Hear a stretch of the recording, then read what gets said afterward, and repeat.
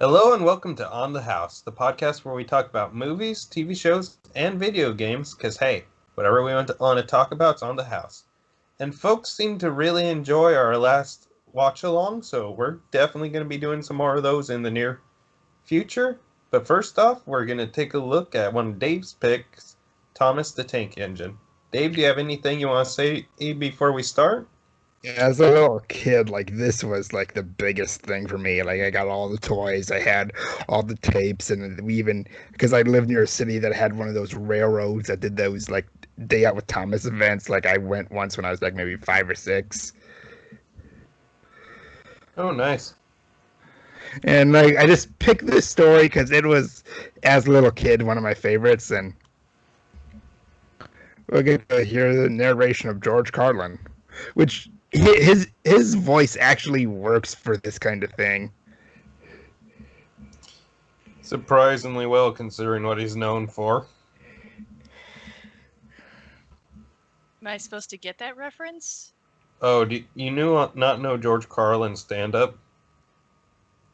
Oh, right. He's very raunchy or something, right? I think I've seen like one of his bits. To say the least, he's got the 7 words you can't say on TV bit. That's absolutely hilarious. Yeah, I think I've seen that bit.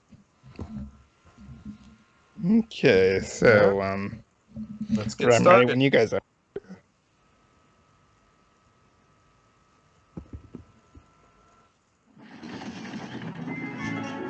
Percy and Duck like working at the harbor by the sea. I too like working in the harbor. On a clear summer's night, there's no better place to be. I actually love the music cue right here. Wow, the show looks exactly like the toys. The big ships bring passengers. Cargo ships carry machinery and other things. Duck and Percy puff backwards and forwards with the crates of cargo as they're loaded and unloaded by the quayside. You know, as someone who used to work in ports, One it's morning, actually Duck and pretty Percy noticed that the horizon was packed with sails flapping against the blue sky. I wish I could sail to faraway lands, sighed Duck. Engines can't go sailing, snorted Percy, because engines can't float. Duck still had his They dreams. don't float down here. They were rudely interrupted.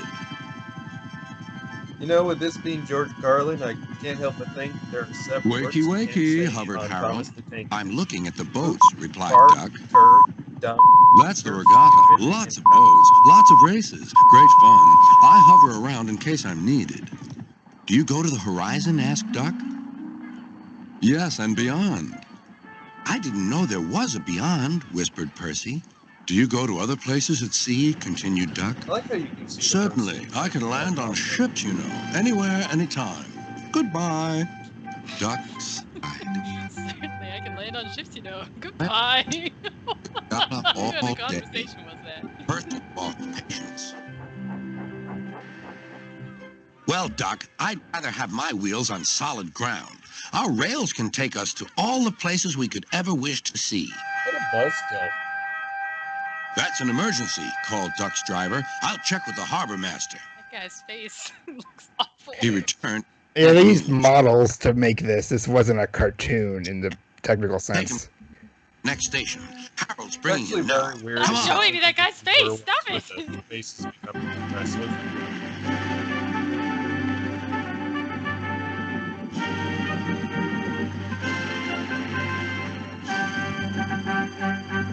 Good to see you Right in again, the ocean. Harold, as he landed carefully on the platform. The man was gently helped to safety. My job is to stay at sea in case of other emergencies. Otherwise, I would take this gentleman to hospital myself. Must fly. Goodbye. Yeah, it's just always like- Okay, bye. Set off on his journey. Soon he was steaming well, and his wheels were thundering along the track. That's actually very beautiful looking.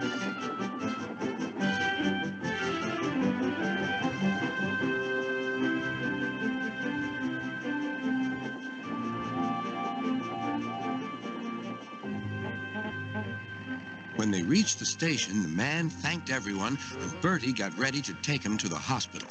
You look splendid flying along the line, Duck, glowed Bertie. No wonder they call you Great Western. Thank you, Bertie. Percy's right, he thought to himself. Engines are happiest when their wheels are firmly on the rails. Moral of the Dream story is small. don't dream, kids. That night, Percy and Duck stayed a little longer at the quay. The air was warm and the sea calm. There's a shooting star, said Duck.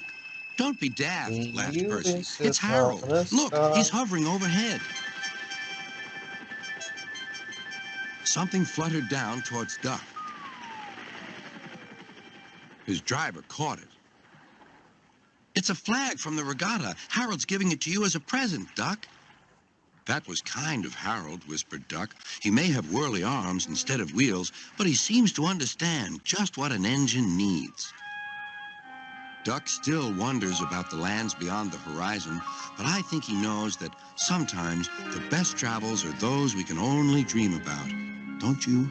Thomas making his contractually required appearance and everything. That was a joke, but that's not actually far from the truth, because the original books that the show was initially based off of, like, Thomas wasn't the main character. He only became the titular character when they started doing the TV adaptations. For the first 4 seasons, they were mostly adapting the books with a few, like, newly written stories among them, and, like, they added a lot of Thomas-centric stuff when he wasn't that big in the books anymore. Interesting, I didn't know that. I would say, like, the first 4 seasons, the ones that were narrated by Ringo Starr and later George Carlin in the U.S., like, they really hold up as good children's TV because the models are still impressive to this day. And I did consciously pick this up as a kid, but in hindsight, as an adult, like, the soundtrack to these, like, it's very well made. Like, every character had a distinct motif that it kind of taught me about the idea of character themes before I knew the proper term for it. Good deal. Yeah, I never really caught that as a kid either. I used to watch Thomas all the time. I had some of the play sets. The first show Thomas that kids episode still- I've ever seen, I didn't even know, like, I didn't know that all the episodes are, like, less than 5 minutes. I didn't know that the episodes looked exactly like the toys. Like, they really do. It looked like they used the toys to film it or something. Well, it was models, like, it wasn't a cartoon, and...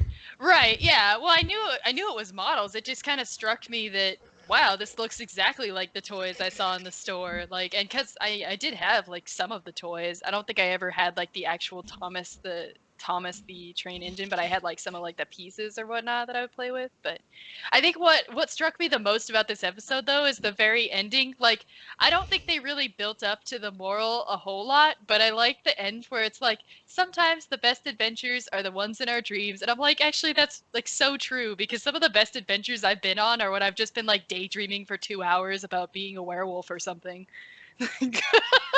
And actually, like, one of the showrunners had, like, a framed image of the final shot of this episode, like, just, like, the backs of the engines, like, glistening in the sunlight. Mm-hmm. Yeah, there's definitely some beautiful shots in this episode. I like And this was the actually- shots. This was one of the episodes, like, that wasn't based on the books. It was something completely made up by the TV showrunners. Good deal. Books. Yeah, the original stories began all the way back in the 40s.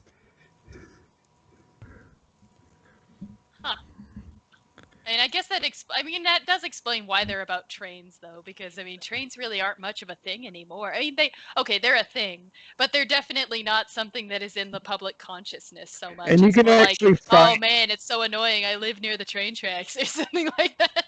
And you can actually find there's a lot of Thomas YouTubers. I guess that's a subgenre now, and a lot of the Really? early stories were based on real life events on real, like, railways. Oh, really? Oh, huh. You mean in the books or in the show? In the books, and the, like, ones that got adapted, like. Huh. Yeah. Well, folks, we're going to wrap this one up. Thank you for joining us, and we'll definitely be doing more of these soon. All right, we'll talk to you later. Bye.